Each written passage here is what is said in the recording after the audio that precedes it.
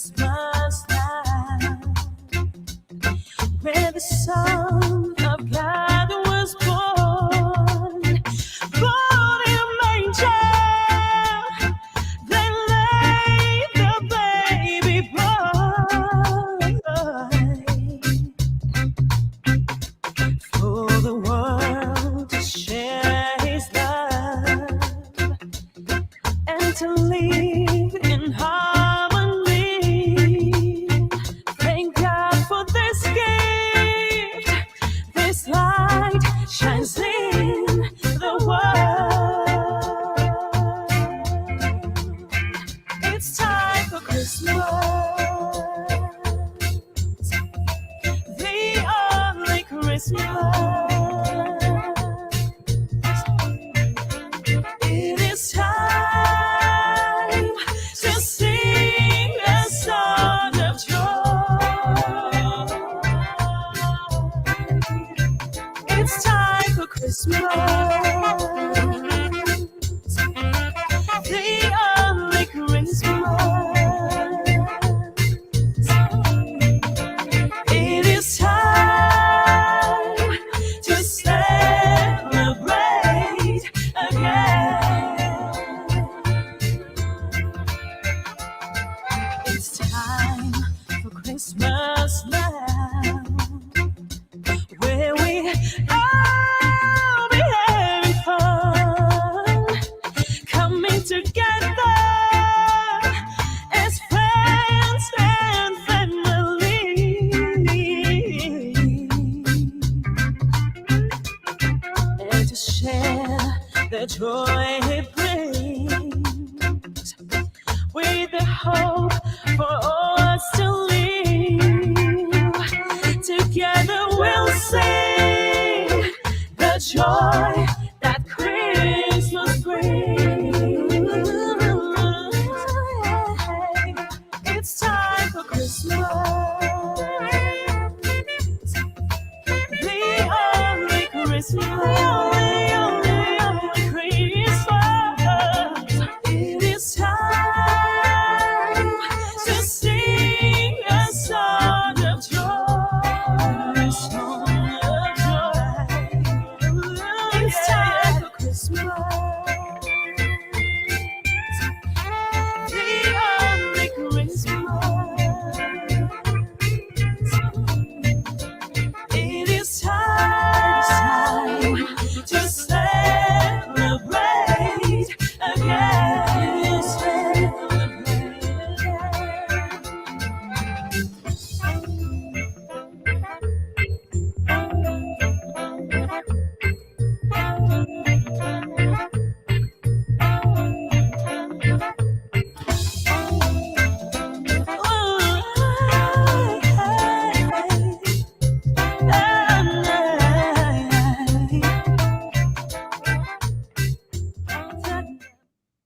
Chess community to the historic city of Monrovia. This year, for the first time, Liberia hosts the 2021 edition of the African Junior Chess Championships. The games will be played at the Monrovia City Hall from Wednesday, December 29, 2021 to Tuesday, January 4, 2022. The ballroom at the City Hall, right at the foot of the historic Capitol Hill, will be overflowing for a week by the presence of some of the brightest young minds of Africa. Liberia is a country of natural hospitality and the ideal destination for tourism in sub-Saharan Africa. The city of Monrovia, founded more than 200 years ago by settlers from the United States of America, is a blend of the past, the present, and the future. Monrovia has hundreds of beaches stretching from Cape Mesurado to Marshall. Nice Atlantic climate, a variety of African teachers, residents who are magnetized to strangers, and a strong and rapid growing chess community. We are pleased to be playing host to participants from across our great and diverse African continent. Welcome to Monrovia, the glorious land of liberty. Welcome to the 2021 African Union Chess Championships.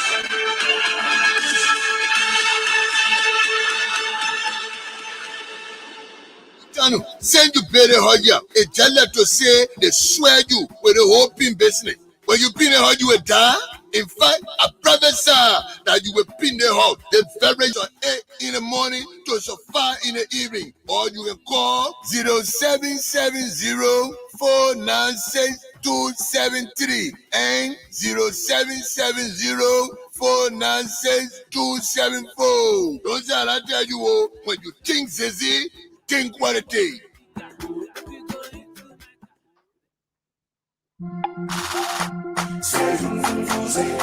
S. Hamley Enterprises Limited, located at the Police Academy Junction, is a shipping agency ready to handle your goods from China to Liberia.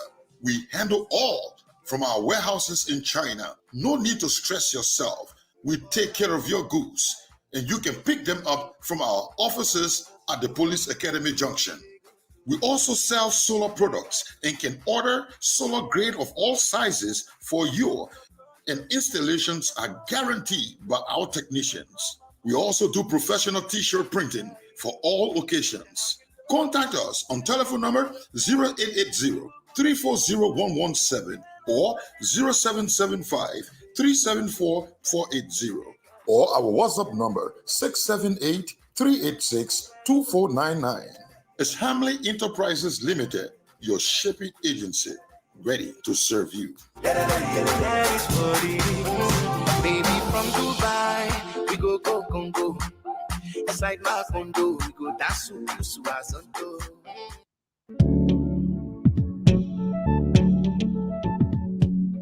We all know the headache we go through sending money to our loved ones, friends, and family in Liberia. High fees, long lines in banks, the usual complaint of the system being down, such a waste of time and energy. That is why I was very happy when I learned that SendWave is now in Liberia. So now I can send money anytime from anywhere directly from my smartphone to the MTN Lone Star Cell mobile money account of a loved one, friend, or family within seconds for just a tiny fee. So download SendWave now to your phone from your Apple Store or Google Play Store. Add your details, and don't worry, they are very safe and secure, and start sending money today. Don't forget to insert the promo code COSTA to get free $5 credit added to your first transfer. SendWave is secure, super fast, and by far the most affordable way to send money to Liberia. I'm Henry P. Costa, and a very happy customer. Thank you. Many listeners, home and abroad, it's good to be here this morning. Hello? You getting me? Cuz? Yeah. There was Okay. a break there for a while, but I can hear you now. So what's up? We're 9 days from Christmas Day? Yeah, just a few more days too.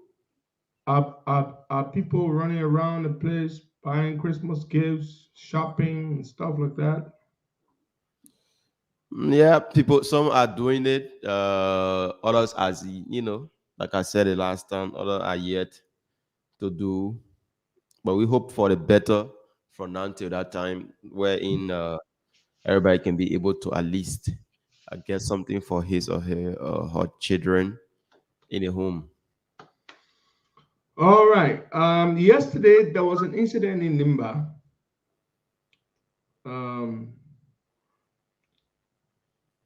Some Nimbayans apparently who are against, there's been a lot of protest against the ArcelorMittal extension deal. And some people took it a little further. Mm-hmm. And they set a portion of the rail on fire. Mm-hmm. Now that one I don't understand, I don't get, and I don't support.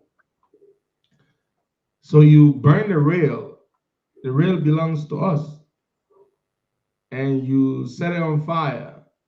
Fortunately, the fire was put out before it caused any damage, you know. How does that affect the company? It does not affect the company, really. I mean, it might stall their operations for a while, but the rail belongs to us. You can't, you can't cut off your nose to spite your face. The rail is ours. Yes, you are not happy,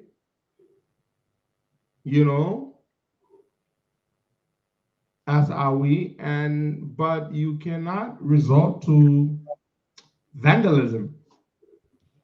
Again, Boakai, as much as I don't support that, what they did, but this is what eventually happens when people feel ignored. Mm-hmm. It is not a smart move, not at all, big brother Ibrahim KDM. But it stems from somewhere. When people complain, and you treat them like they don't matter, people resort to violence. Absolutely. That's what happened a few years ago when Ellen was in power. The people in Nimba were not happy at all about the way ArcelorMittal was proceeding. The people were complaining that ArcelorMittal was taking land away from them, pushing them away, encroaching upon their sacred grounds, and trespassing and pushing them away. And so what did they do?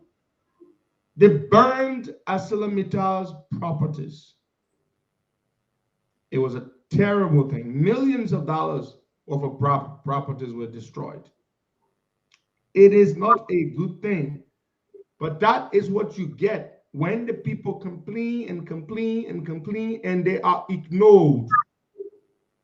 Now, only a reckless company would not mind. You operate in my area. I don't like you, but you don't care. And you think because my government sits in Monrovia and protects you, makes you safe, but you're not safe. So I'm not going to sit here and condemn the people. I don't encourage them to do what they did, but I'm not going to condemn them either, because the people don't matter to the government. And that's why you don't go and listen to the people. The areas where the people are operating, those people are supposed to be consulted with. They're supposed to be engaged. My people, why are you all angry? Well, we're making your vest. Yeah, please tell us why you're so vexed. Then they will tell you, ArcelorMittal was supposed to do this. They have not done it.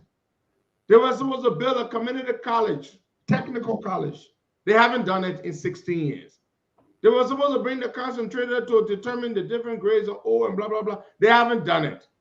They are polluting our water, making our people sick, causing infertility in women. They have not done, they have not fixed it. They don't use water from here. They're bringing water. Aqua Life. Aqua Life, bottled water, they're bringing for themselves, because they polluted our water streams, our water bodies, our water resources. Listen to the people.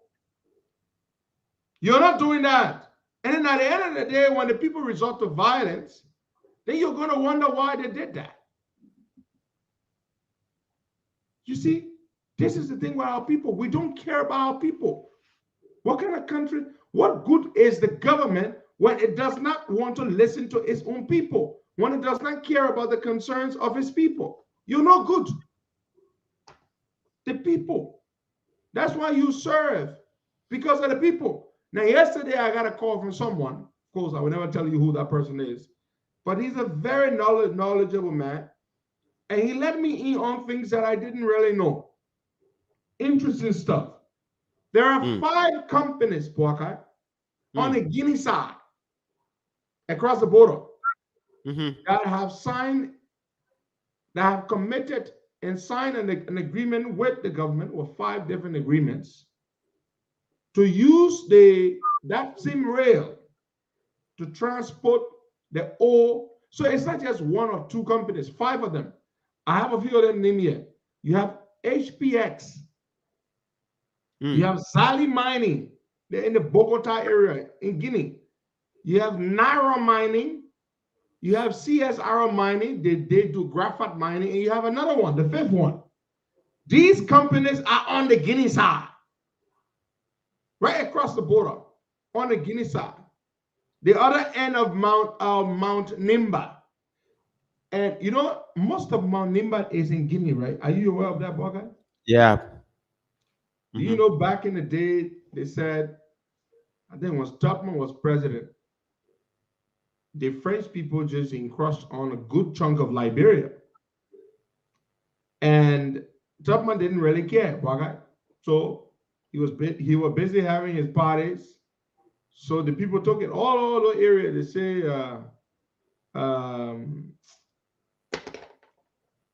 what's the part of Guinea, man? Those areas in Guinea, what's it? Masanta.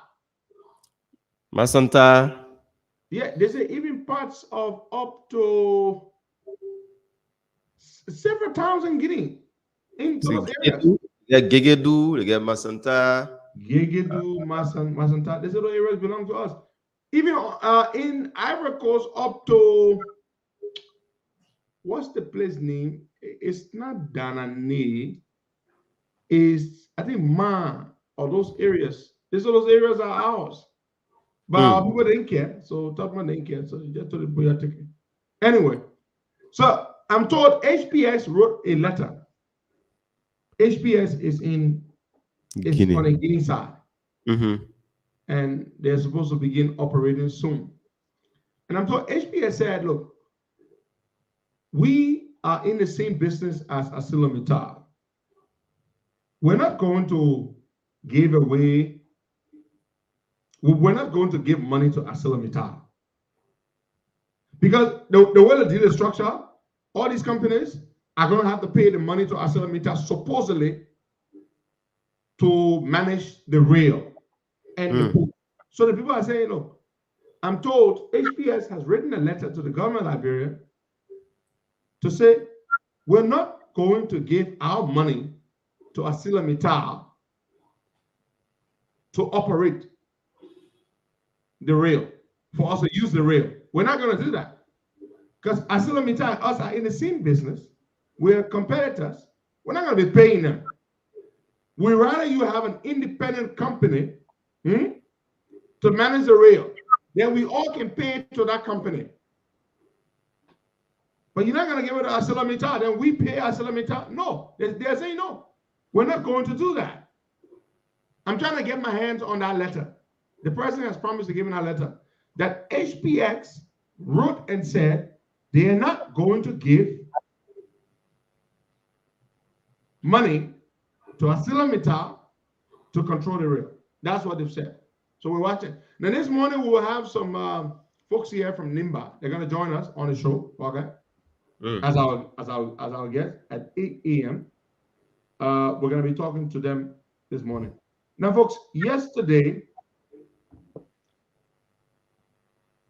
everybody went in a frenzy on Facebook. Because George Weah has a way of getting under your skin. When I say you, I mean you, the people. You all saw George Weah. He posted pictures of himself, or had those pictures posted of himself fooling around in his slingshot. Slingshot, for those of you who do not know, is a brand of a three-wheeler tricycle. That brand is the Polaris.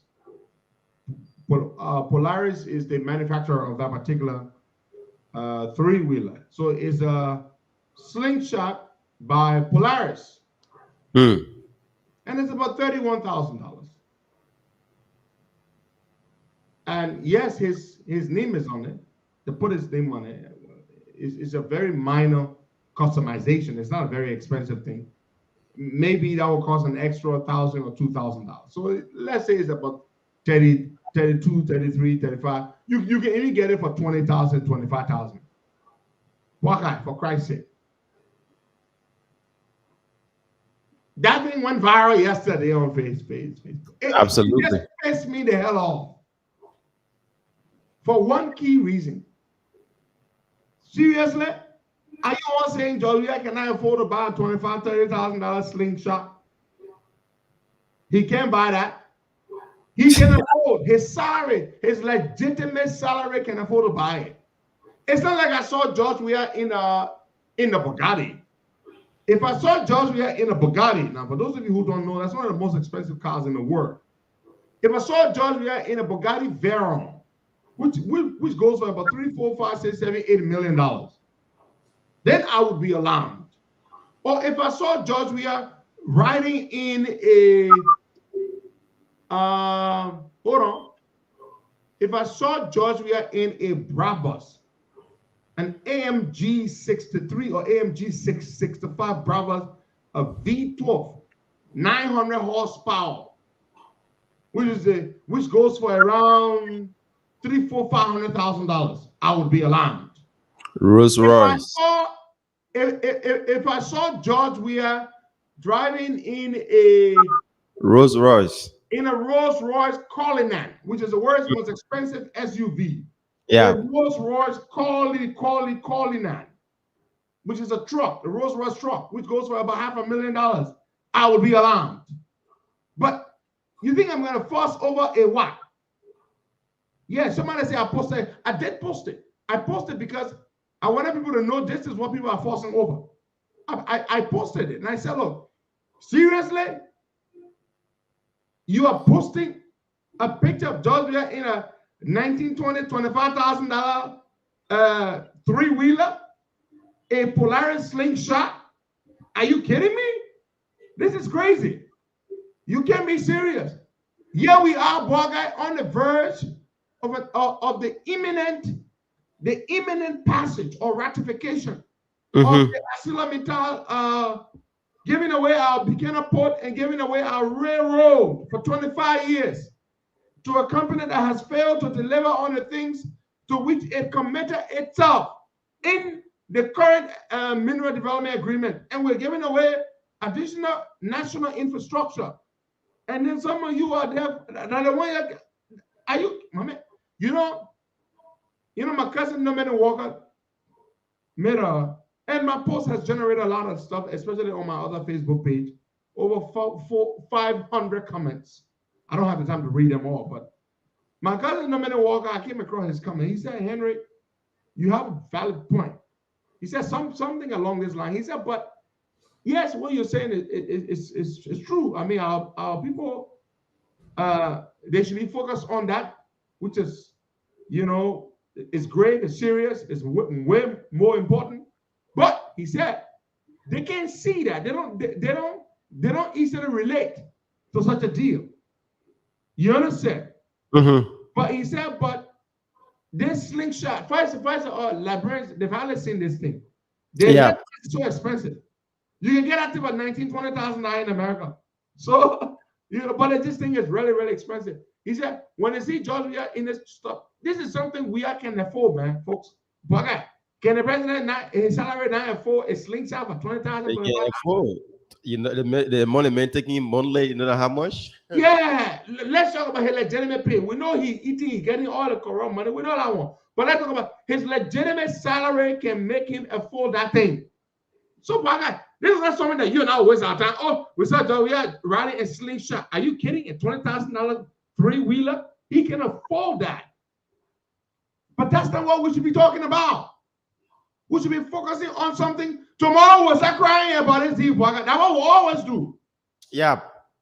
The way we're crying in the APN terminal hand today, that's how tomorrow we'll be crying. Oh, the government gave our put a Buchanan away. They gave the railroad away to ArcelorMittal. They're controlling it. We should make noise today so that we do not have to cry tomorrow. Some of us are talking. And as Waka said the other day, so that people remember that we talked about this. Oh, you remember?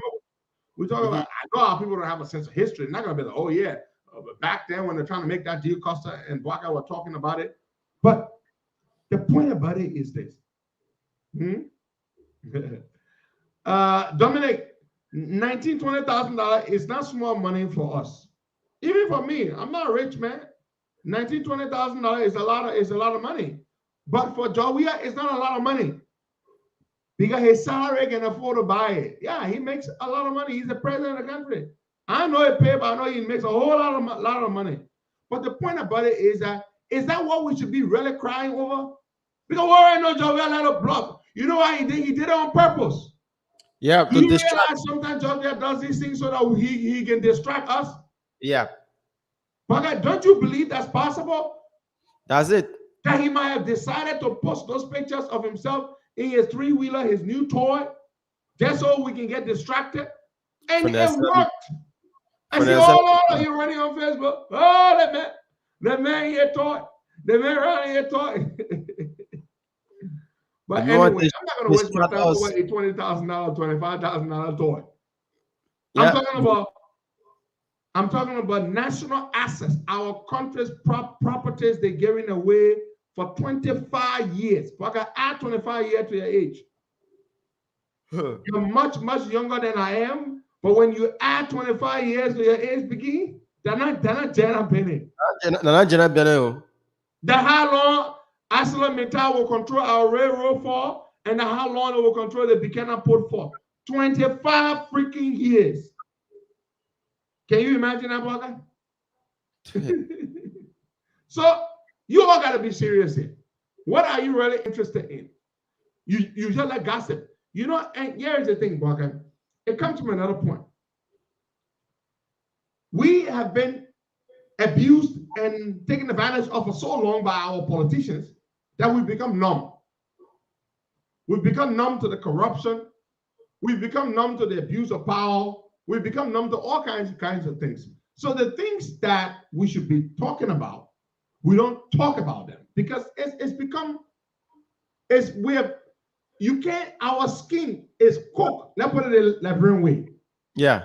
You can't really bother us anymore. You can say, oh, my man, that man stole $20 million. I say, oh, yeah, my man, let me do my beer. Yeah. My man, what is that? You know? That's how we are, okay? Yeah, we'll wait for 2023. Yeah, what let them enjoy themselves. We'll wait for 2023 to vote them out. And in 2023 again, if they come and give your cash, buy your votes, do this, do that. But seriously, man, y'all need Jawia with a toy. That toy is not expensive, yeah. 20, 25,000, 19,000 can get you a Polaris slingshot. A lawmaker can afford that. The lawmakers can buy it. You know, so the thing is, it's not expensive. Our people don't know it. So that the reason why they will make noise about it. And Jawia took the pictures. Jawia is a smart guy. We know he's not a smarter when it comes to book business. But guy, the man are man. Eh? Yeah. He know that he let her talk. I know when he told the picture, he called my man Calasco, can't take my picture, yeah. Let's pose it. So the second one get talk. And you understand, he knows that you will talk. And so he wants to get us something to talk about, to distract us away from the real thing. Look at the budget, for example, Baga. The budget is problematic. The World Bank issued a statement the other day. The World Bank said, look, your recurrent expenditure is too big. We agree. This government did not make that recurrent expenditure that high. They made it like that. But they have a responsibility to reduce the recurrent expenditure. But you can't have a budget where you spend 81% of your budget on recurrent expenditure. 81%? 81% of your budget on what? On cars, on salaries, on fuel, on travels. You can't do that, Boakai. How much do you have left for development? 19%. And Boakai? Yeah. 19% for public sector investment projects. 19%. It's ridiculous. It's ridiculous. And I'm going to be fair. This government didn't take it up to that point. No, but they have not made any real efforts to bring it down. It's too high. You spend look, Ghana, Ghana spends about 70% of their budget on investment, infrastructure. Only 30% is spent on salaries and stuff, recurring expenditure. Sierra Leone, the last time I checked, Sierra Leone spends about 50% of their budget. Now, I know that's still high, but it's better. They spend 50% of their budget on recurring expenditure and the rest on infrastructure. But Braga, ours is the highest in the region that I know. We spend 81% of our budget on salaries, on gasoline, scratch gas, GSA, foreign travel, vehicles. That's ridiculous, Braga. Absolutely. How much do you have left for development? Not much. How much impact can you make? Not much. So we need to recalibrate that. The government is too bulky. You got all these little ministries and agencies. We need to scrap some of these things. Focus the money. Redirect the money to make the greatest impact for the people. Improve healthcare. Improve the quality of education. Build more schools. Equip the existing ones. Improve upon them. Pay good teachers to incentivize them to go to the classroom to teach. Oh, man, there's so much more we can do. And the budget is the only thing we have to use to do it. But we're not doing that. We're spending the money on foolish things. So it's a problem. So we've got critical, real issues, Baga. Real issues. This budget we got, the Liberian budget, it's not a development budget. So yes, the government is celebrating 785 million. Now, I'm saying it's not going to be easy for them to raise that money. I hope they do.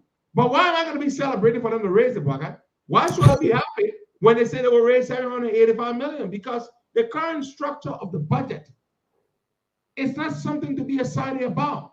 It is not a development-centered budget. We're spending 81%. And I'm not the only one complaining about it. The World Bank, for Christ's sake, issued a statement about it the last time. The World Bank.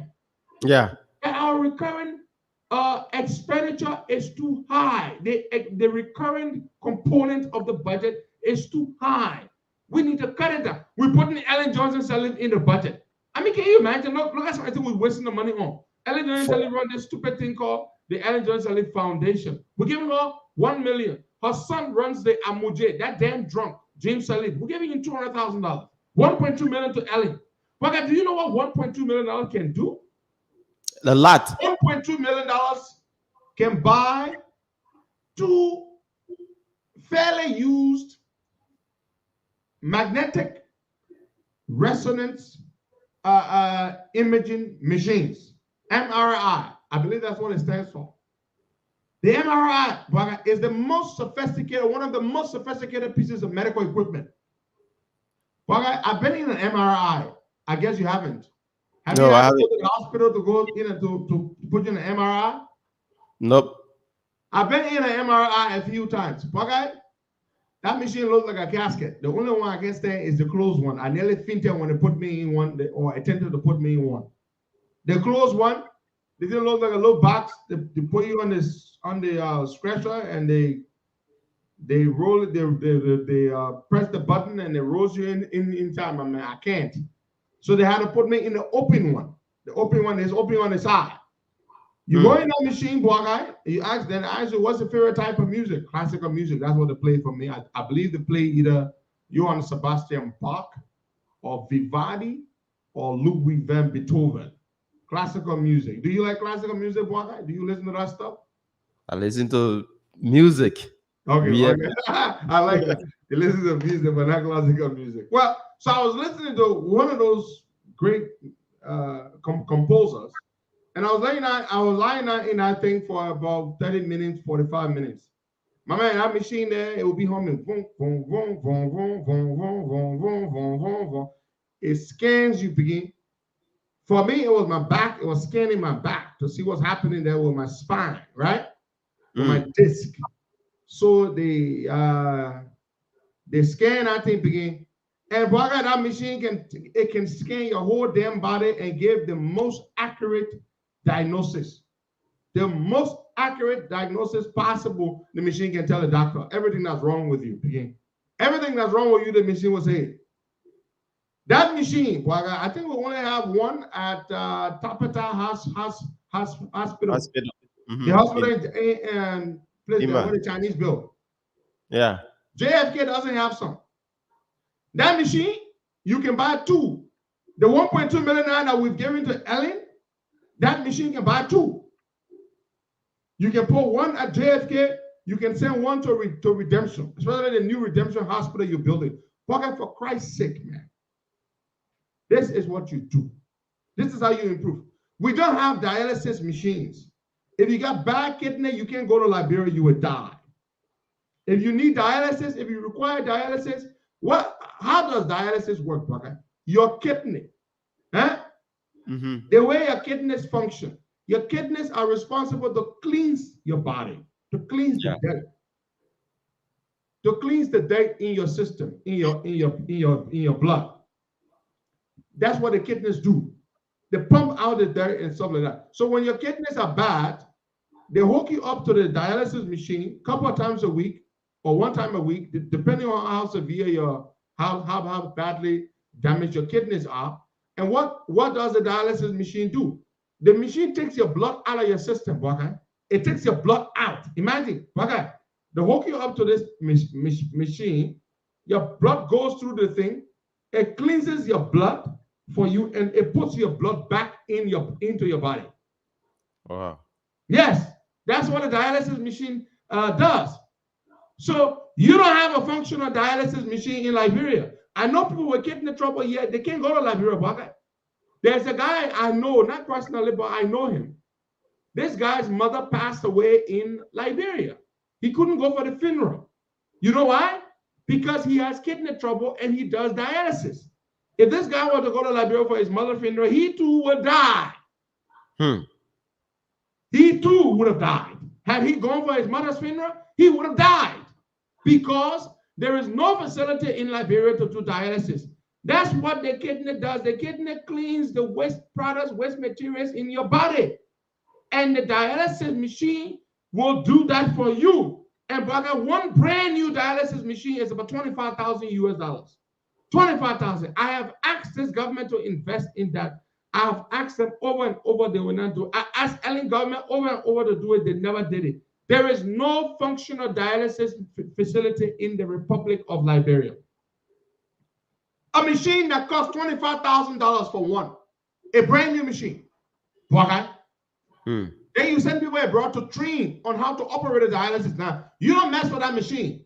You can't be on a dialysis and electricity goes out, you will die. You can't. Okay. Why don't we make these simple investments to improve the quality of our people's lives? You get only $1.2 million in our budget. That money, the $1 million can buy 2 MRI machines, not brand new ones or second-hand ones. You see how that machine is expensive? Well, I got that machine, the brand new one can cost you up to $1 million or over $1 million. But the fairly used one, you can buy it for about $500,000. Then you buy the dialysis, and you're right. Dialysis not even it's not sophisticated. It's not a sophisticated machine. It's been around for a long time. The dialysis machines. Somebody's Francis Burst, my friend said he can come and train the technicians for free. We know Liberians here who can go train people. Look, this is how you improve the quality of the people's health.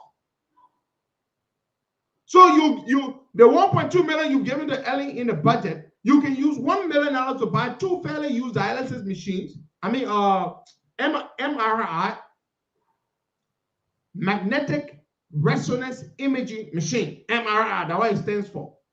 That thing uses magnets to resonate through your entire body, and it will collect the image. Everything that's wrong in your system, the thing will spot it. That's what the MRI does. Oh, you talk about MRI and you talk about X-ray. MRI is the big brother of X-ray machine. But This is what you do for your people. With $200,000, you can buy a few dialysis machines. You can bring people from abroad to train our people, or send our people abroad to train, and they can come back and they can operate the machine. That's what you do. But of course, who is it coming from? It's coming from Henry Costa. And you don't hear politicians even. When was the last time you heard politicians really get down to these things, to the real substantive discussion? The things I'm talking about here: MRI machines, dialysis machines, or sending Liberian doctors to Cuba to specialize in different fields in medicine. You know, cardiology and neurosurgery and epidemiology and all these different fields in medicine. We're not talking about general medicine. Anybody can be a general practitioner, but we need people to specialize in various fields in medicine.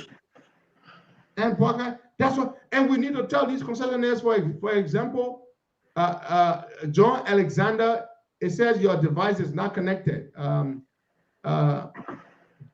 you got to tell your man, John Alexander, whatever device he's trying to connect from is not connecting with us. Look, I look at most of our people in our country, they don't understand development policy. They don't understand how to develop a country. You look at the country has been operating this way for almost for 175 years. It's not working. Why do you keep running the same system? Why don't you recalibrate? Why don't you sit down and say, you know what? Why has the government not been working for the people? Because the model you've been using does not work. You have to improve that model. You have to do it differently. My man. Sorry, man. Let's go take we're not ready. We're not ready. We're not ready at all. Devil's War. Good morning, my brother. Devil's War.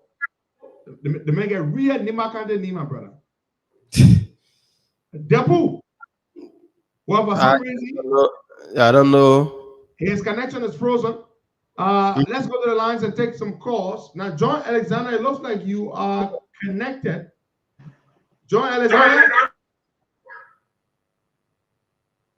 You have to unmute yourself.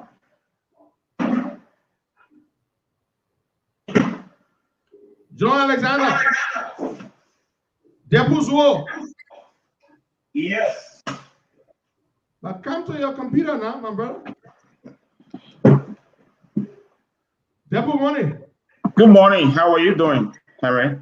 We're doing good, my brother. We're doing good. Tell John Alexander that he needs to make an adjustment. His device is not connecting. Let him do some adjustment. But Anthony Myers is trying to fix that issue. Let's talk to you. Welcome. It's a pleasure to have you. Thank you so much for the opportunity given us this morning to share our view on this ArcelorMittal deal. And good morning to Baka too. Yeah. Good. The pleasure is all ours. John Alexander Nya Jr. John, are you there? John, you have to unmute yourself. John, unmute yourself. Okay, let's come to you, Depu. Depu, you are a son of Nimba County. So are the others who are about to join you. I see Anthony Myers is trying to connect. John Alexander is not paying attention, clearly not. But let's start with you, Depu. What are the issues that you sons and daughters of Nimba County in particular have against this proposed amendment or this new deal? Thank you for the opportunity. Right now, we are actually telling the government of Liberia that in 2005, ArcelorMittal deal was signed for 25 years. And in this deal, it was clearly stated that renewal or extension will be a year before the expiration. And in 2007, the amendment that was made also restricted and limited the time to 6 months prior to expiration. All of a sudden, you know fully well that in the agreement, there's a provision for 5-year review, every 5-year review. Both parties, which of course I cannot blame AML alone, have not been able to live by the 5 years. Since the revision in 2007, second revision was done in 2013, the third review should have done in 2018. And the new administration, for some reason, they didn't follow up. So ArcelorMittal did not come through up to now. Moving towards election, they decided to come and say, look, we want to have a review. But in this review, we want you to extend our term from 2034 to 2049 because we didn't do many things that we should have done. So we are saying, look, you read the agreements from 2005, amendment in 2007, and 2013, you will realize that there are so many conditions set that this company have not been able to meet. And what are some of those? Let's get into the details, Depu. Good. The first thing that's in there is that in 2007, the international community felt this deal was not in the interest of Liberia, so we should take away the assets. I mean, ArcelorMittal had the land, railway, and also the port. And these things were taken away, given to the government of Liberia. And in 2007, the deal stated clearly that the reconstruction of the railway will be done 2 years after signing. That means by 2009, let's say 2010, they will be in the position to help and complete the construction of the railway, and as well as the port. Because during the process, there were a lot of constraints in terms of logistics. They were given the opportunity to ship the ore that were already at the port, giving the extra time, giving the extra income to mobilize resources to start. Up to now, you will note that ArcelorMittal have not completed the construction of the railway. They have not even expanded it. And they've been here for 15 years and have not done that. They've been there for 15 years. Yeah, the next thing that there is that the concentrator plants should have been constructed to ensure that value addition, beneficiation of the plant. When you take the ore, because Mount Tagadi, there are two types of ore, that are low grade and high grade, they're going to blend it. ArcelorMittal went ahead and started operation and extracted the ore without beneficiation. So these are two major reasons they have actually reneged on. These are prime major activity of a company as an investor. First of all, you need assets. Those are capital you need to make sure you mobilize before you do anything. They found excuse to get away and gave excuse to say Ebola came, they couldn't do it, but they were still extracting. Up to now, they still extracting ore. They have increased their volume of ore. At the same time, they have not been able to complete this structure, the infrastructure. Now, why should we extend their contract for additional 15 years? And they have not been able to complete social development projects, including the housing, education, hospital facility for the company. They need to talk about the community. I thought they were supposed to build a technical college, right? They were supposed to finance the technical college and the training institute. They have to be VTC. So these things are things that they delay and renege on. Quite interestingly, in this new negotiation, the proposal they came up with, they are doing it as though they are starting afresh. One, they are calling for 25 years, meaning that this is a new arrangement. They are saying this is a new project. We will have to mobilize resources. We will have to do other things to expand. So give us time. In the same vein, 2013 was addressing the fiscal issue, tax issue, everything. They are asking for additional 10 years tax waiver, flat tax from the government of Liberia. So our concern here is, look, if you check in the environment, you see where ArcelorMittal have been operating for the past 15 years, there's no impact. You can see the living condition and everything. To go for additional 25 years, we say no. Okay, we'll hold you right there, Depu. And we'll go to John Alexander Yan Jr. John, unmute yourself, please. And if you could turn away from the light, we can't see your face good because of the reflection. Maybe you turn the opposite direction. Face turn your back to the wall. Now we can see your very handsome face. Welcome, my brother. Good morning, Coach, and thank you so much for this show and thank you for the work you're doing for the Liberian people. As you mentioned, my name is John Alexander Yan Jr. I'm the chairperson of the Nima County's National Civil Society Council Nima chapter. Let me say thank you to Depu for organizing this show. We have come here this morning to register the consent of the people of Nima County, whose inheritance right is being on threat, and we invite us on behalf of the people as standing along with our concerns to ensure that the welfare rights are respected. I'd like to point specifically at environmental impact on the community of within the mining location. If you know very well that before mining can take place, it is required on an international standard that an environmental impact assessment is conducted.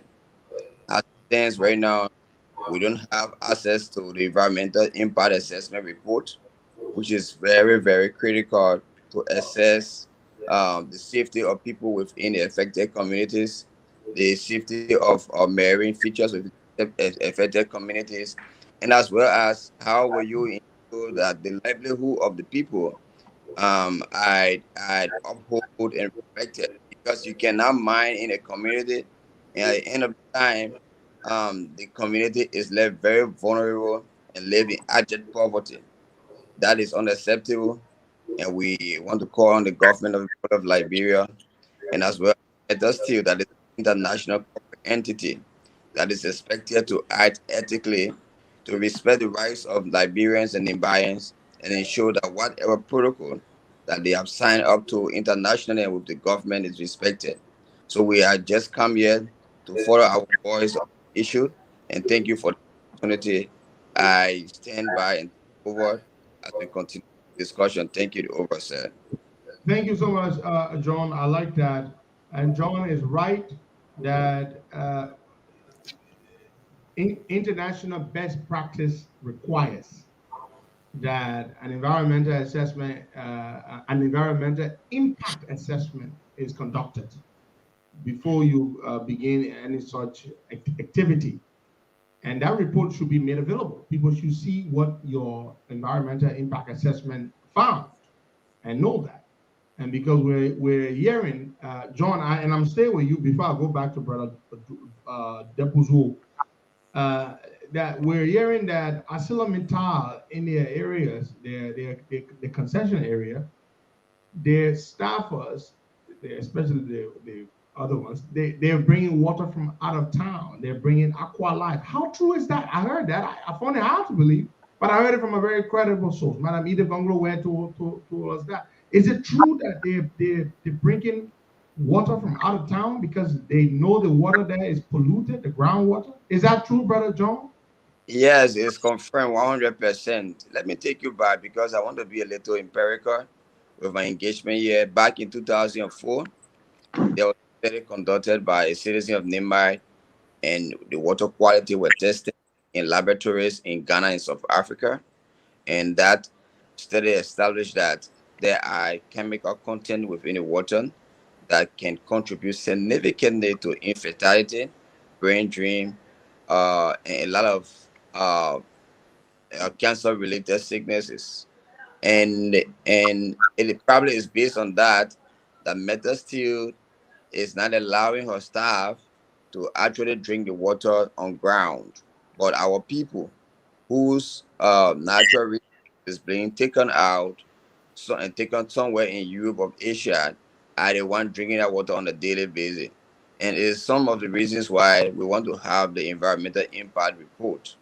We have managed to sometimes have a glance on the executive summary, but that report, according to standards, should be on MetaSteel's website that anybody can access. They have not done so, and it's actually shameful that they have not been able to do it, and we want to ask the government and our lawmakers to insist on this because this is a report that will guide all of insight into how we think we are safe. Another thing is around we agreed we are having discussions that it's not really relevant to extend up to 25 years when you have 9 year plus running on your MDA because there are unresolved issues within your contract that you have not complied with. Until you comply with those things, I don't think it's logical that you ask for the extension. So we are asking number one for their performance report. That report will outline exactly what they have achieved, and they will have to match it against the MDA, all those indicators. Those things are not done, but they are in rush, are lobbying all around to ensure that that MDA is passed. And we are insisting that this is not the will of the people. The Liberian people deserve far better than what we are receiving right now. I can tell you, Costa, for free that in 1989, um, there were a lot of issues that led to the civil unrest. Right now, we all have gone to school and we are liberating our engagement, but Meta Steel and the government must be very careful if they want to secure this investment. You must do the right thing right now, the point of ensuring security for the investment, so that you can attract other investors moving on. But if you feel that you can rush with this activity, we are afraid that the people, once they are suppressed, there will be other means they will adapt to, and even the government does not have control over that. So this is just a signal we send it over to them to do the right thing. We've had serious engagement with our stakeholders, and we hope what they are saying they're going to add as discussed. But Meta Steel is a corporate entity on international requirements to add ethically. So our sites are on them, and whatever missteps, we document them and report it to the appropriate authority in country and outside. Thank you, over. Thank you so much, John. Very salient points there. Very, very salient points. I am impressed. Let me come back to Brother Depuzo. We have a situation where what the company gives to the three counties in which they operate, Nimba, Bong, and Rambasa, I'm told is $3 million. Now, I'm not sure whether that amount is evenly divided or spread out among the three counties, but this proposed amendment seeks to increase ArcelorMittal's production from 5 million tons of ore per year to 50 million tons per ore. That's 300%. So if they are tripling their production, their output, why aren't they concomitantly increasing or tripling their social development impact contributions to the affected concession areas? Thank you. It's Very good. Why? That's a very good question. One of the things that we've done to analyze first is that it was a very good gesture, and we commended the past administration for negotiating for the Social Development Fund. And our question there is that this $3 million is what percent of the output? If we were to charge and say $3 million, ArcelorMittal is giving to the affected community should be, let's say, 1% or 2% of the output? Or can we look at that? So what we're going to be doing now, and what we did in our negotiation, our proposal is that, look, while we are asking for compliance, going further, the government of Liberia in this negotiation, because this is a review process. According to the MDA, they're supposed to review every 5 years. What we need to do now is to tell ArcelorMittal, look, the Social Development Fund, since you are about to increase your output, you are now going to give your output based on percentage of the social development fund you're going to give. Maybe what we have proposed there is that you're going to give 88 cents per ton. If you are to export 1 million ton today, the government of Liberia should be in a position to give us a $1 or 86 cents per ton. If they give us $1 per ton, it means that the three countries will be receiving $1 million on every shipment, 1 million ton shipped outside of Liberia. If they increase their output to 15 million, it's 15 million coming to Liberia. So that is what we call poverty reduction strategy, because the reality is that you are depriving entire generation of their asset. How can you save this money and put it somewhere to improve the community, provide other sources of income, and also do economic investment in the community that they can have a return? We cannot just say $3 million. And I tell you clearly that $3 million at the time of the negotiation, it was something substantial, but in real time, it's not substantial at this time. There are so many demands, schools, hospitals, and everything around the community. Bond Council, Bambasa, all the places. So we are saying, no, we're going to tie this social development fund to output. It should be output based, instead of people thinking that, oh, we're giving them money. And this is where ArcelorMittal is thinking that they are doing us a favor. And every time they go into the community, in fact, they are carrying on an act now all over the community. Oh, they gave this money to government of Liberia. Let me say this to you. We have to let ArcelorMittal know that, look, it's an insult to us that you have billion tons of ore to take and say you're giving the person $3 million. Assuming you just carrying $5 million and the $5 million ore sold for $1 per ton. Well, exactly. Let me help you there, brother Depozo. The current price of a metric ton of iron ore, basic standard grade, not even very high end ore, not high grade, is about $105. So they are proposing to increase production to 50 million tons per year. You multiply 50 million tons at a rate of $105 is about 1,570,000. You round that up is $1.6 billion. Yes. So let's assume, of course, you got to take out cost of production and everything, but at least they're going to be left with $1 billion in profit, something around there. So are you saying out of a $1.6 billion, they give you what, 3 million to the counter? Yeah, for the counties. 3 million. It's ridiculous. These are the things that we're talking about now. The Ministry of Lands and Mines, and the Ministry of Transport supposed to be discussing these things before bringing to the national legislature. And the reality is that, look, gentlemen, besides the royalty that goes to the government of Liberia, you're supposed to be doing something. That area is supposed to be economic corridor. And by now, you go to Yekepa, you feel so miserable about the investment. You come to Ganta, you see life. While Liberians who were gas sellers, petty traders, transformed their business from a small scale to a medium scale and to a large scale, some of their own store. You will not find any Lebanese in Ganta. These are all Liberians' own store. That's true. Wholesale and retail. You can see the productivity of the people. But look at ArcelorMittal concessional area. It's completely dark. Thinking that Liberians cannot produce, they are not productive? No, because the company inability to impact its surrounding and its environment. We look at the mineral development law of Liberia, talk about local content. And in the law, it is clearly stated that any company that is subcontracting any project, it should be 60% Liberian owned. Up to date, as ArcelorMittal, I would like for you to extend an invitation to come.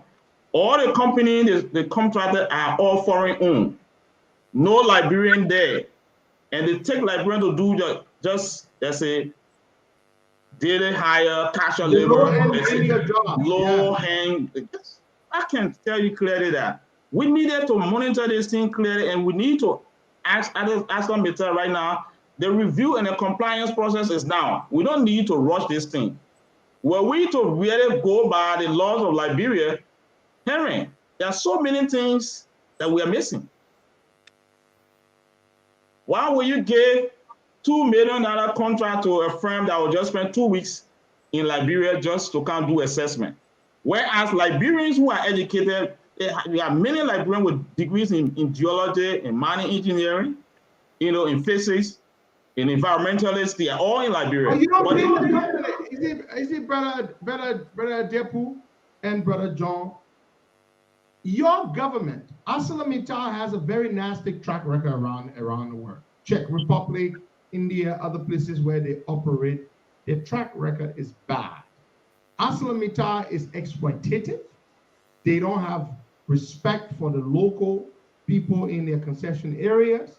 They find all kinds of crooked, creative ways to avoid paying high fair taxes through things like transfer pricing and all kinds of things. The reason ArcelorMittal has not brought in the concentrator to do the beneficiation that you talked about, which would create more jobs and all, but more importantly would help us determine the value of the ore, the grade of the ore, which should see us get more money in royalty, and they are getting away with it because the government doesn't have the integrity. The government does not have the interest in ensuring that Liberia gets a fair share. That's one. Two, ArcelorMittal should have an escrow account, a fund, an environmental impact fund, where they should put money every year or every quarter to go towards improving and cleaning up the environment. They do that in other places. They're required to do that. An environmental impact fund or environmental cleanup fund. You put the money there. Now, the water is bad. You don't trust the water. You don't use the water yourself. But the locals are having to use it because what choice do they have? What alternative is there? So you have to ensure that they're able to do that. But it is your government that is supposed to do it, Brother Depu. That is the problem. We're talking about ArcelorMittal. Brother John, let me circle back to you. Brother Myers, I don't know what's wrong with his connection. We're having trouble getting him on. His connection is bad, clearly. But Brother John, let me come back to you. ArcelorMittal will not do for you what your government should ensure and demand ArcelorMittal should do for you. For example, like most other concession agreements, the ArcelorMittal agreement states that within a 5-year period, up to 25% of the top tier management of the company should be Liberian citizens. That is not the case. Your government is not interested in you getting a good job at ArcelorMittal. They are not. Now, the thing is, our government, our lawmakers do not care. Now we're told they're giving each of the lawmakers $50,000 to ratify this deal. Now, is that ridiculous? Is that hard to believe? Of course not. You remember the time that they gave the 100 pickups? ArcelorMittal is in the practice of openly and brazenly offering bribes to induce government officials to give them what they want. So the problem here is, have you guys made a formal representation to the Nimba County Legislative Caucus? Brother Alexander, yeah, let's hear you. Yes, Costa, we understand the protocol of advocacy. We have officially held meetings with the Nimba Caucus, and we have officially presented petition to the Nimba Caucus and onward to the 54 Legislature Committee on Claims and Petition, outline everything that we want to see within the concession so that it can be a win-win concession agreement. Behind the scene, we have held a lot of advocacy or lobbyistic engagement with those stakeholders, and sometimes it's difficult, but with our strategy, sometimes we listen, but I still watching, because what we want to see finally is a win-win deal that factors in our petition, so that our people can live a better life as they deserve. I will want to take you back a little bit to support Brother Depu position around what comes in our corporate social responsibility. If you should research, you will realize that there is new Land Right Act that talks about 5% of whatever revenue that is generated in profit to go to the host community. Those are some of our advocacy points that Nimba County is going to be heavily affected, and those are the communities that are hosting the mines, and if there should be any profit generated by metal steel, 5% as per our law requires that goes to the local community. But those kind of advocacy points have been ignored, but we are still insisting that that should be included within the concession. It's actually unfortunate that Methodist will still want to have a flat line when it comes to the corporate social responsibility, in as much as they are asking for expansion and extension, but then they are requiring us to maintain the same amount of $3 million that they gave in corporate responsibility.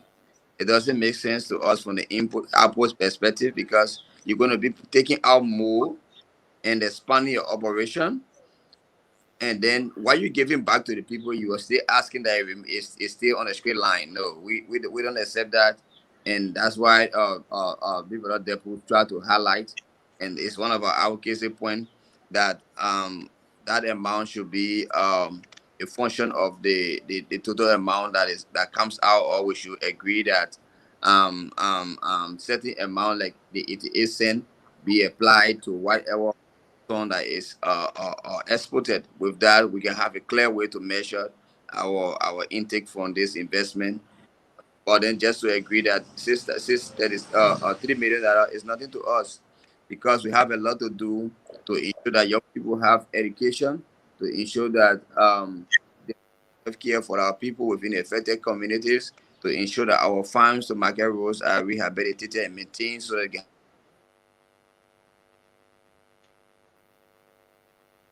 Brother John, are you there? Yeah, I had a call interrupting.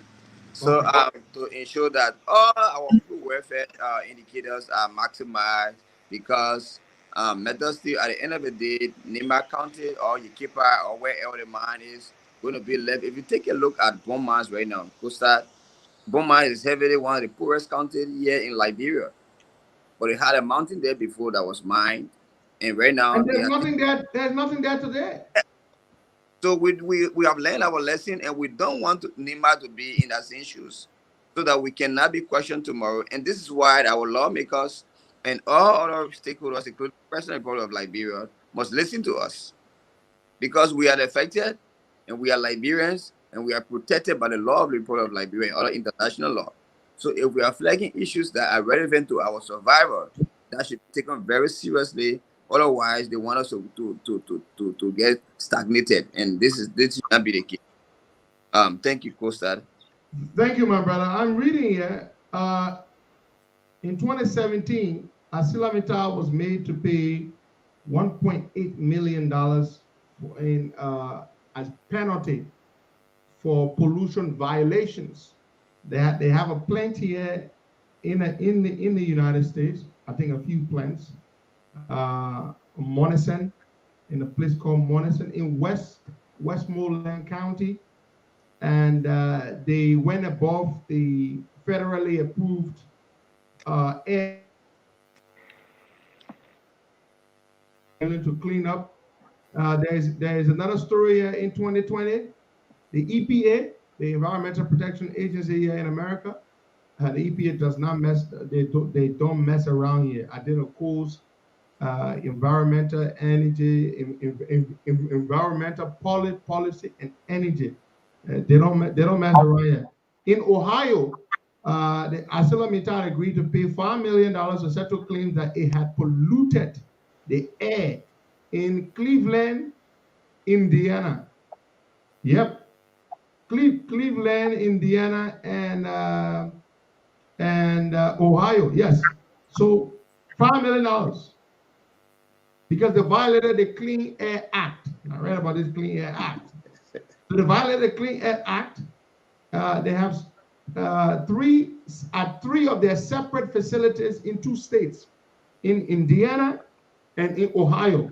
So they were ordered by a judge to pay $2.6 million to the United States government for one state, and then another $2 million to the state of Indiana, and then $370,000 to Ohio. So they pay money to the federal government, to the EPA, $2.6 million, $2 million to the state of Indiana, and $370,000 to the state of Ohio in order to clean. You see what I'm talking about? clean the They air. need to be putting money away in an environmental impact fund. You cause a negative impact on the environment, you clean that up. You affect the groundwater, you clean that up. Our government should make sure that's in the deal. Guys, Thank you, Costa. You know, in addition to that, you check the ArcelorMittal website, you're talking about international environmental issue, immersion, which is very much important right now. Spain, where they have, you know, infrastructure right there, they are investing $1 billion for decarbonization. $1 billion. And you're talking about, yes, that is very much interesting to know. You cannot take billions of dollars from the ground, and the people are currently being affected. There's no funds set aside. That's why we are insisting compliance of this MDA, the current MDA that ends 2034. Instead of discussing new MDA with ArcelorMittal, we need to make sure. Let them comply fully, and then let that be a precondition to extending. That's correct. EPA is aware. As a matter of fact, I concluded a consultancy for EPA on the issue of environmental strategy for the country. What we're saying is that you're going to apply this to all companies, starting with the multilateral corporation, which is ArcelorMittal. That's how you protect your citizens and how you protect your country. In addition to what Alex was talking about, the Land Right Act, the first thing there is that the government of Liberia has enacted an act that calls for methodology in negotiation. It asks you to do consultation and making sure that you have informed consent on any investment. Informed and prior consent. Yes, and prior consent. Yes. In the locals in the concession area, have they done that? Nothing. No. They didn't do this. Thank you. So what we're saying here is that, look, our government need to know that these people are in violation. We need to hold them to the feet and say, look, you have to pay all of these things, go by the procedure. And according to Governor of Liberia, Ministry of Lands and Mines have the authority. National Bureau of Concession, I'm told the report is yet to come out. They said they presented their report. We need a copy of the report. They're supposed to publish this on their website. It's supposed to be on the Ministry of Lands and Mines website. LERT are supposed to have a report on their website. Search for it right now, if it's found it anywhere. Okay. Guys, this boils down to leadership deficit. Alex, you cannot blame ArcelorMittal here. The other countries, ArcelorMittal generates about $104 billion in revenue. They're the world's largest steel maker. In fact, ArcelorMittal is not really a mining company. That is why ArcelorMittal basically outsources the mining activity. You see the mining that happens there? It's not even ArcelorMittal people that do the actual mining. Yes, you're right. They outsource it. ArcelorMittal rents equipment. They don't even own their own fleet of equipment. They rent everything. They are only here to exploit the ore and take the ore to their smettering plants around the world to produce steel. That's what they do. They're a steel company. Fine, that's not the issue. The issue here is that other jurisdictions in which they operate have the political will and have demonstrated that political will time and again to hold ArcelorMittal accountable, from environmental degradation to transfer pricing activities and all kinds of things. The reason why our people have not been able to do it, have refused to do it, is because we are corrupt and we are small-minded. Let me tell you something, guys. I'm sorry to say this to you, but your legislative caucus will be the first to vote for this deal to pass. I have been credibly informed that each lawmaker who has agreed, committed to ratify this deal is going to receive $50,000 provided by ArcelorMittal. I'm sorry, it's done. Yes. Henry, why it is true that these people are giving bribe? We need to look at the supply and demand side of the bribe. You know that the board resolution, I think the Senate just it highlighted. ArcelorMittal International standard, they go by, they are against anti-corruption. It's highlighted.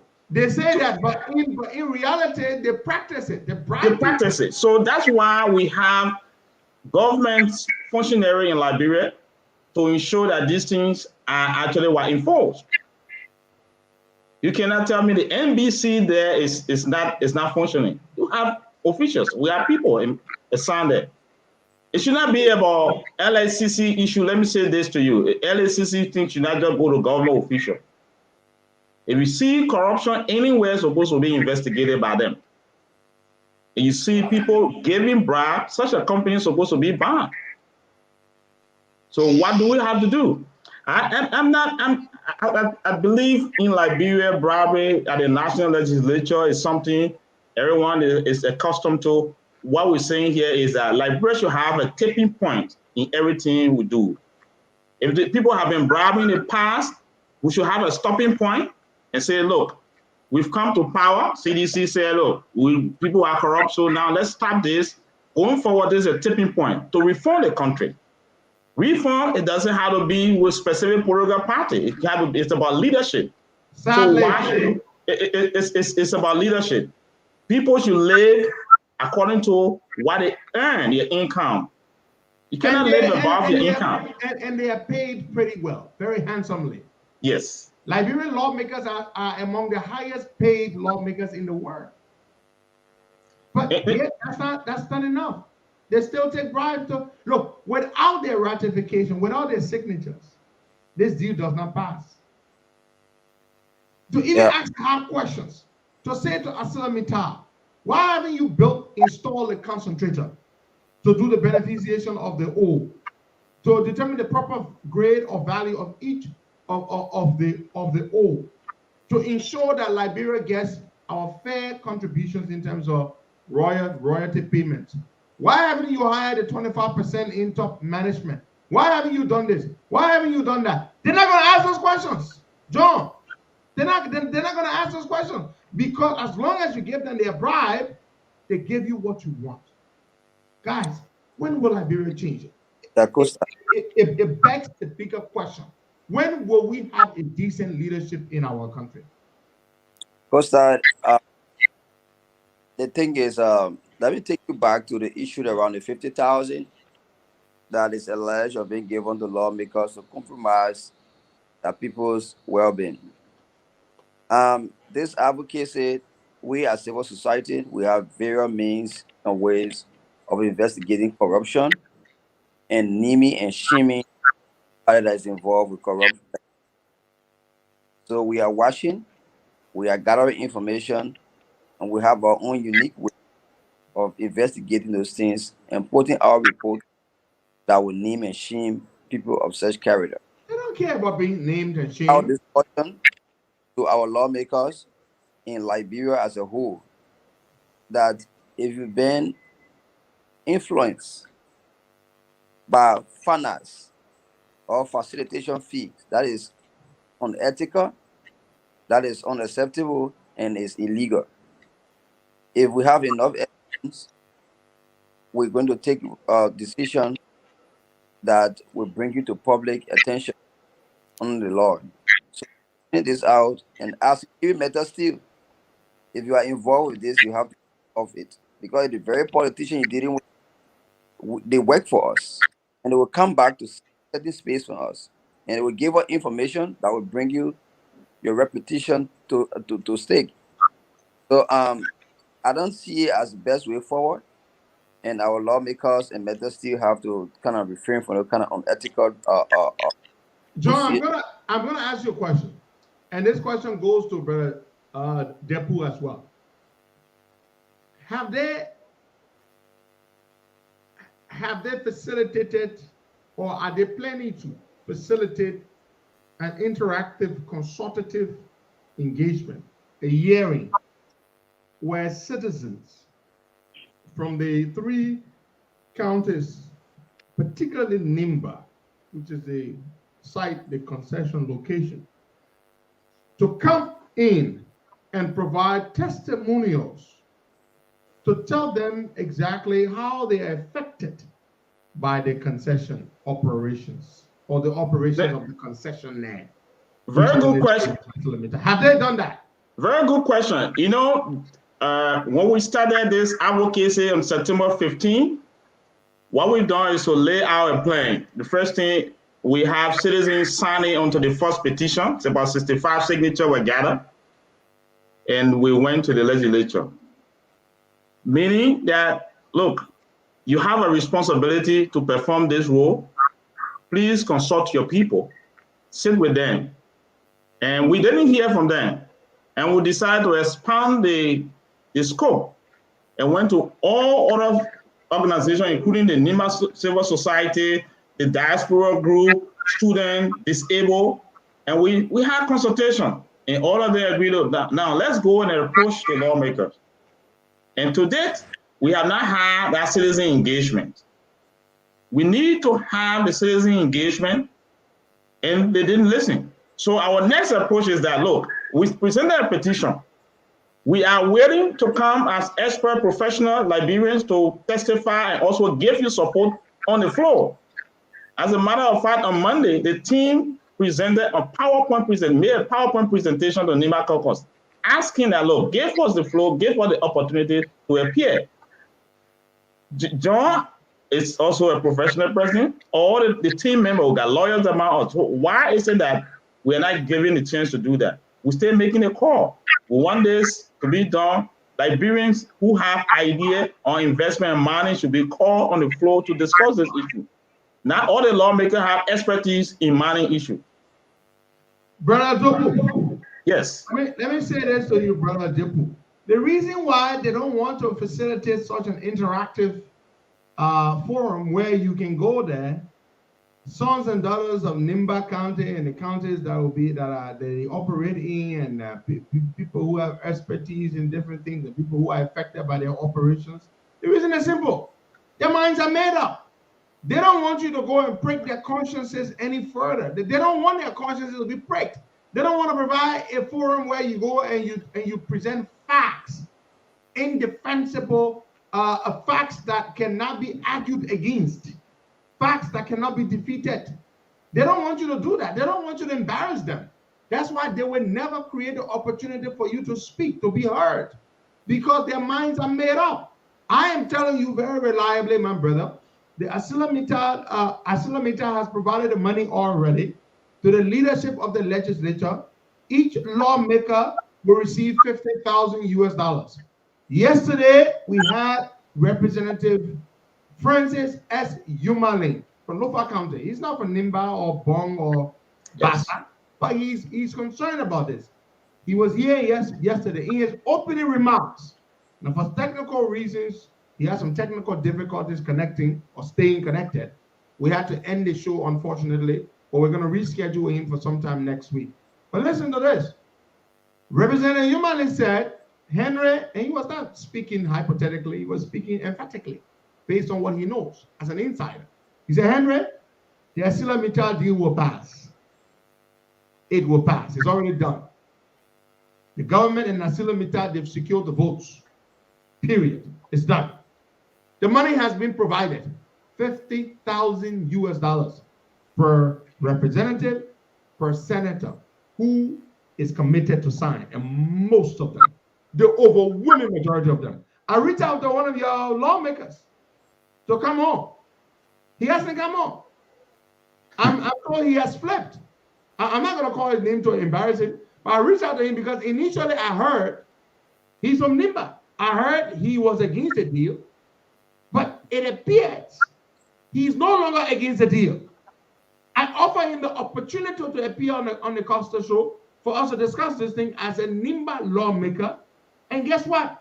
He has refused to reply me. He read my message. You know, when you send messages to people on the messaging apps, they can see the message. He's read the message, but he's refused to respond. Only for me to find out that he too has flipped.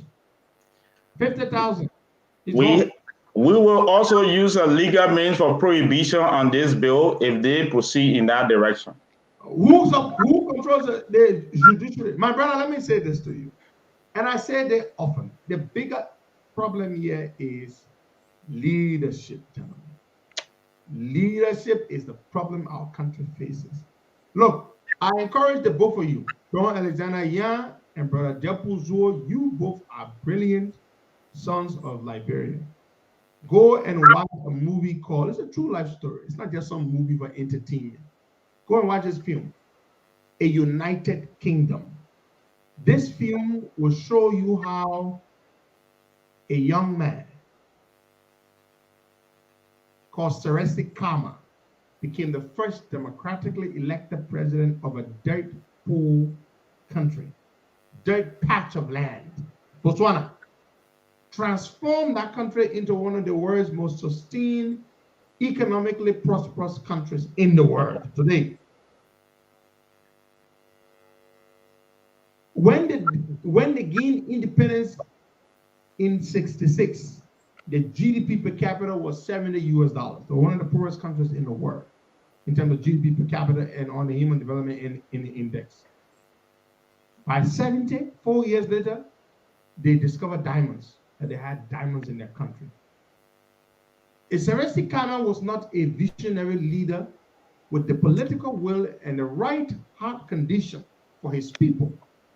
Botswana would not be the internationally celebrated success story that it is today. A middle-income country. A middle-income country.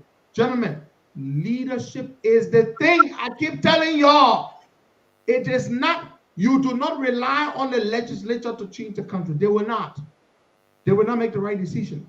Liberians are obsessed with what Bill Clinton called short-termism. Before Clinton left office, his last visit to Africa, he visited 5 or 7 African countries, one of which was Senegal. In Senegal, he did an interview. And this journalist asked him from one of these international, from one of these big media organizations. He said, Mr. Clinton, you've engaged with Africa for 8 years, African leaders, African politicians. What would you say is a problem, the key problem with Africa and is holding Africa behind? He said there are 2 issues. One, Africa's obsession with aid as opposed to trade. We want free stuff. We don't want to be engaged as partners. Number 2, he said Africans are obsessed with short-termism, which means Africans cannot look far. Yes. They look right at their feet. They are small-minded. They are corrupt. They think about the year and the now, not tomorrow. Gentlemen, that is our problem. Until you have good leaders who think far. And Africa, Liberia in particular, will not be changed by 103 men and women in the legislature. It will be one human being. One. Not the people who support that president and make them president, but one human being who thinks like a Thomas Sankara, or like a Jerry Rawlings, or like a Seresi Khama. Not some idiot who thinks about building mansions, who thinks about flying private jets. That person will not build the country. I am a student of history. I have studied history and I continue to study history and I continue to learn. The reason why a rice paddy, Singapore, was transformed in less than 30 years by Lee Kuan Yew to become one of the most prosperous city-states in the world is because of one man's vision. He marshaled the political will, the tenacity, and the fortitude to stay above the fray, to not be corrupt himself, to inspire the people to make an ethical and disciplined mindset change to become what it is today. We don't have that in Liberia. Our politicians, most of them are useless people. They're corrupt, good for nothing. They can't think far. They think about themselves. They can't even think about their children, let alone their grandchildren. That is our problem, gentlemen. All this time we're talking, we go to election, we vote for some joker again, the same thing will happen. Until we vote for the right person. Thank you, Henry. I think myself, I've been reading history and following history. One of the things too that we have to look at, and for me, I have not given up on Liberia. Most of my colleagues will laugh, is that change doesn't happen overnight.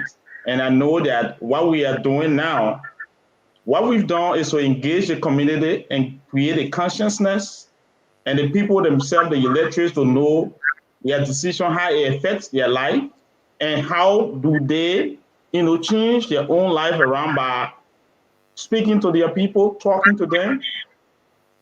If the legislature decided taking $50,000 today, they're going to go ahead to pass a deal. I always like to look at cost-benefit analysis in this thing. Besides the investment cost-benefit analysis we're doing, let the lawmakers, legislators themselves look at how much it's costing them on a daily basis to give arm to people. How much is spent on a daily basis to give scratch card and provide gasoline and everything. It's costly. So the best thing to do is to enlighten the mind of the people, educate them. And some of the reason why we don't leave the classroom and say, look, from 2009 up to now, still remain engaged with young people. We need to provide a consciousness of our young people. The civil society, here's young brother Yan, who sits here today. Yesterday, he was a student. We were giving support from the Social Development Fund. He's now working with civil society in the county.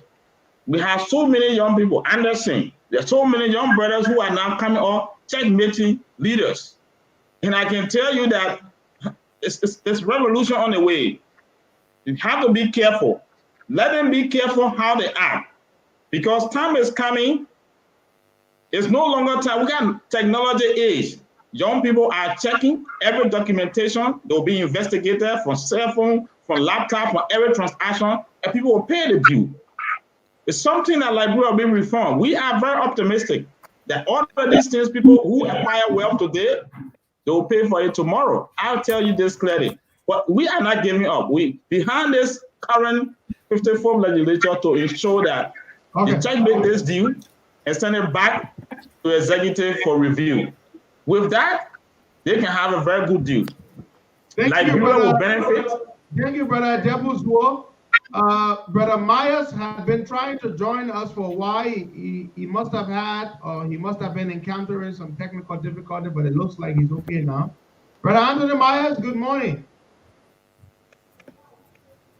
Brother Myers? Oh my God. Brother Anthony Myers, unmute yourself. Unmute yourself. Brother Myers, I'm sure you can hear us. Unmute yourself. Yes, okay, I'm in. Good. Thank you, Costa. Thank God we finally have you. Even though we are at the end of the show, your two brothers have done a great job, but we would still like to hear you opine on the issues we've been discussing. Where do you stand on this deal? Thank you very much, Costa. We have been on this issue since we saw the president and his team sitting with the ArcelorMittal team at Jamaica Resort in September, not at any government ministry, which is the usual practice, because government transactions must be conducted on government premises. Immediately, that image alone raised serious concern, not only among we from Nimba County, but the rest of Liberia. Nimba County is Liberia, so we are Liberians, and some of us have benefited from Liberia government resources. We went to public school, from kindergarten to high school, through college. I attended a public university, and the graduate school that I went to, it was through government arranged scholarship. So we are concerned about government resource generation and the manner in which it is generated. So first, I want to set this basis to remove the unnecessary blah, blah, blah. We'll call it that, oh, this is just the Bayans trying to cause trouble. Now to the issue, this is a deal that we have now described as the Esau deal. The story about Esau in the Bible, just for one little bowl of hot meal, he sold what belonged to him for a lifetime. This government and its surrogates or its supporters are trying to sell Liberia's future economic prospects, the future revenue stream for this country, and the potential to develop the communities in Nima, Bong, and Grand Bassa for $65 million budget support just in 2 years. $65 Well, million. that's a piece of money, but they want on the table. Is that true? How much you do on it? It's like I'm having problem with the connection from your end. No, but go on. We can hear you. Brother Myers, proceed. So one of the standout issues from this, I'm sure some of my colleagues have already talked about it, is the use of the rail, and I just want us to that issue has already been belabored a lot on all sides, but I want us to just go into some of the reasons why META that still has up to 2034, that's more years on this particular contract.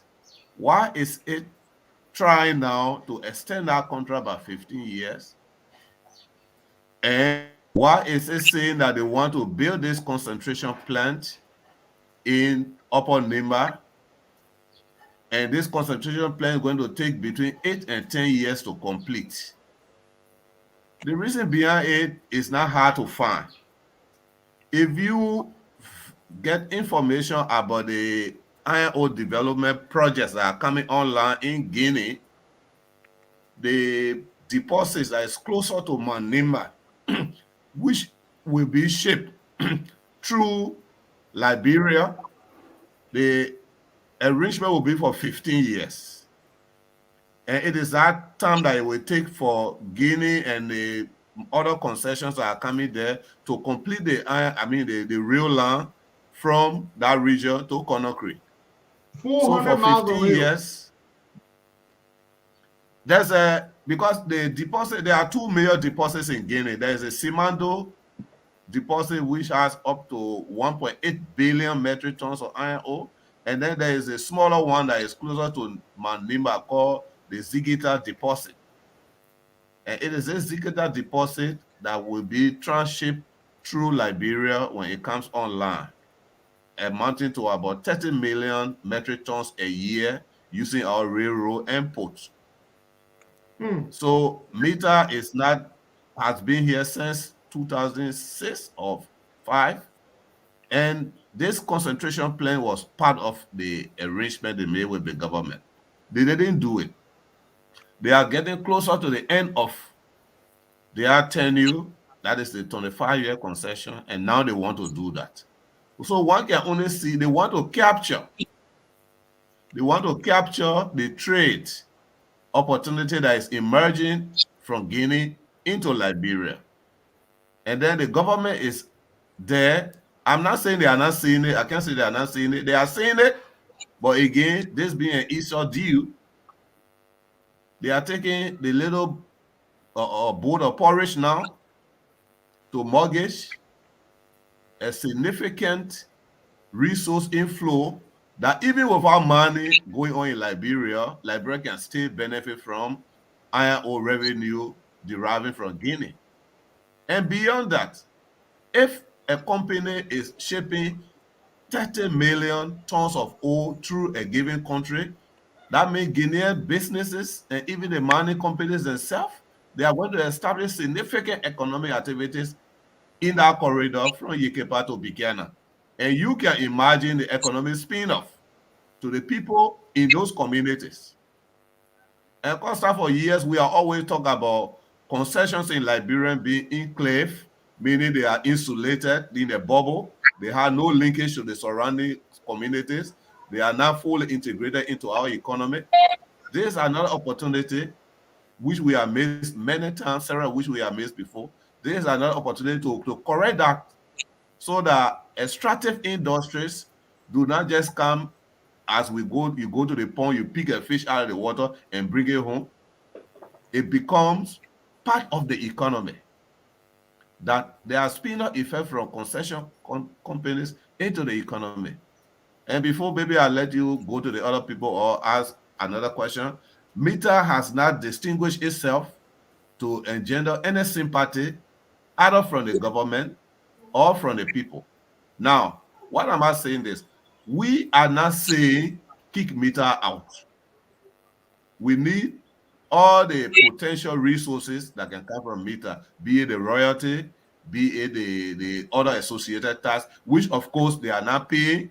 And if you look at the deal, appendix R to that deal, you can see the extent to which we are, again, in addition to waiving the resource related revenue, we are also waiving our regular input and other tax revenues. That is besides the point. META in its performance has not distinguished itself. How? The government of Liberia has a 30% stake as a shareholder. But have you heard META declare dividend at any point in time? No. Why is And that? Why is our dividend? Why is our dividend never paid? Because you got to make profit. And Costa, you know corporations. They said tax avoidance is not a crime, but tax evasion is a crime. So META can do their accounting in any kind of way to show that there is no profit. They don't declare Without profit, profit. Let me hold you there, Brother Myers. META is world famous for using a creative tax technique or accounting technique called transfer pricing to evade taxes or to avoid taxes. Yeah, transfer pricing, yes. They use that heavily. In fact, they have a whole global department within their corporation for transfer pricing. There's a lady who currently holds that job, the head of global transfer pricing at ArcelorMittal. So META still does not sell the ore directly or does not supply the ore directly to its smettering plants. They sell the ore to a company that they own at a lower price so that they shortchange us. That's why they never declare dividends, because they never pay dividend because they are not declaring profit. They are saying that they're operating at a loss. How can you operate for 15 years at a loss, yet you want to expand the deal by another 15 years? Go ahead, Brother Myers. You made a good point. Yeah, so the way to do that is simply you lengthen your supply chain so that there are so many costs along the way, and all those costs are incurred by your subsidiaries, like you just illustrated, right? So by the time you get to the final price, this is or say a $200 or whatever per ton. When you extract all the costs that are associated with that long supply chain, you are left with no profit. But meanwhile, all those subsidiaries report income to your controlling account. But as META Liberia, you report it as loss. That is one aspect of it.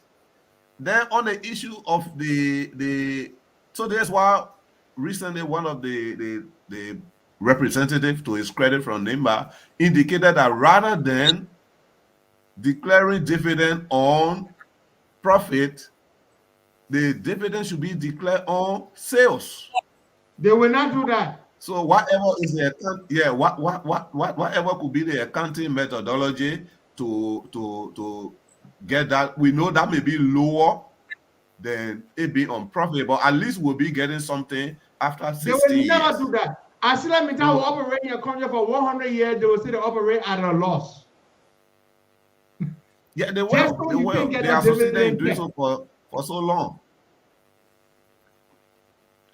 So, and then the second point is the one on the, if you read Appendix R, there's a long list of items for which META will have duty waivers, or they will just pay about $800,000 lump sum per year.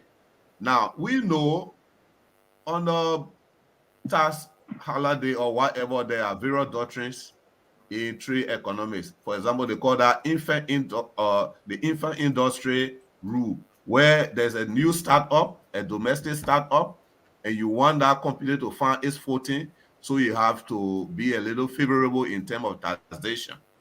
And then also, if a given commodity is integral, is critical to specific production purpose, you also want to be favorable. Now, that tax waivers that are listed in Appendix R, they are just blanket. It doesn't distinguish between which one is applicable to input that are needed for this new investment and which one are for ongoing operations that have been ongoing since 2016. Oh my God. Or 2006. Pardon me. So that is just a blanket waiver, right? Okay, take for example, Costa, you have Sankos Media in Liberia here. You already have your studio. You already have operations ongoing. You have your other thing. You already paying tax for them. And you say you want to bring a new line of business, and you need government assistance. It is only for that new investment, for that new addition you are making to your business that you will ask for. Yeah, but not the whole establishment. It should not apply to the whole establishment. And then the second thing about it, say for example, petroleum. You know how critical petroleum is to our economy, to the extent that we even feel it in our homes, because if the price of gas go up by just 10 cents, the price of beta bulb, potato grain, I don't want to talk about copper rice, everything goes up. And then there are industry players in Liberia who are finding it very difficult to manage our thin margin.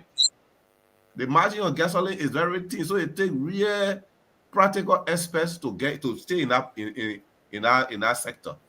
And they are doing well. They are employing some of our out of school brothers and sisters, or those who are doing vacation job, they are in school, managing to go to school. You have all these stations here. And you are taxing them severely. In fact, I understand in the coming budget year, there's going to be additional excise tax on petroleum, which again will reduce their margin. So these people are paying taxes, and the people they employ pay taxes on their income. But Meta, a multi-billion-dollar corporation, is getting very generous tax treatment on petroleum and other commodities. So is that tax equity?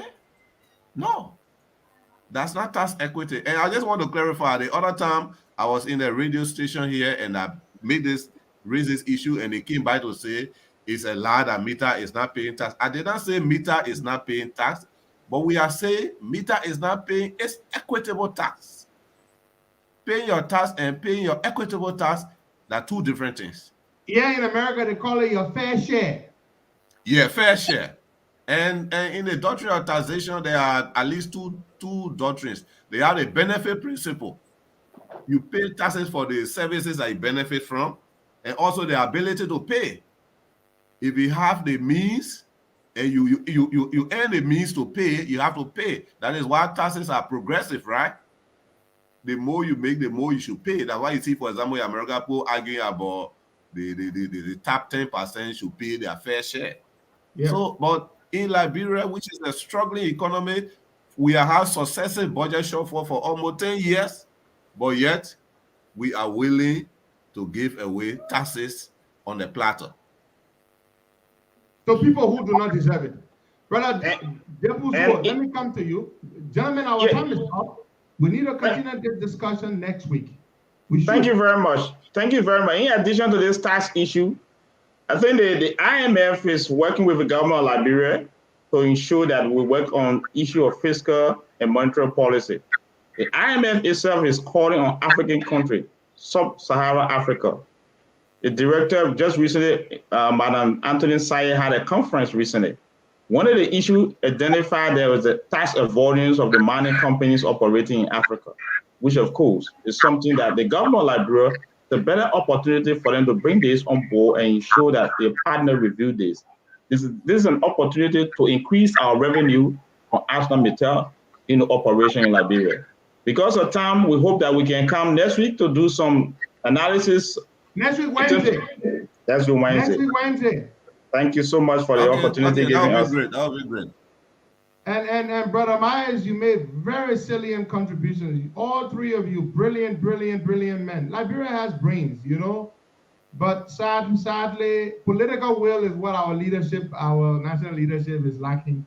And we hope one day we can fill that void and we can fix it. But we need to talk more, especially those contributions you made, Brother Myers, about the tax avoidance and yeah. And Thank you very much. I've been struggling for the past almost 45 minutes to get in. I just managed. So we hope we can talk more next time. About that. We hope we can get you on a better connection next week. Next week, Wednesday, guys. Next week, Wednesday, 8 a.m. We're going to be here. Thank you so much. Thank you so much. Thank you. All right, guys. Bye-bye. Well, fellow Liberians, there you have it.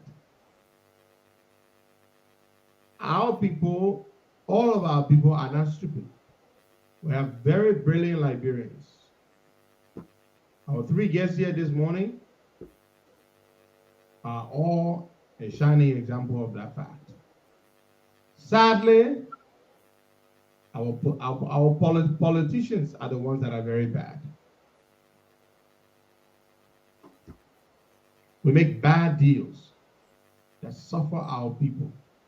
We give out our resources, which are finite. These resources can run out.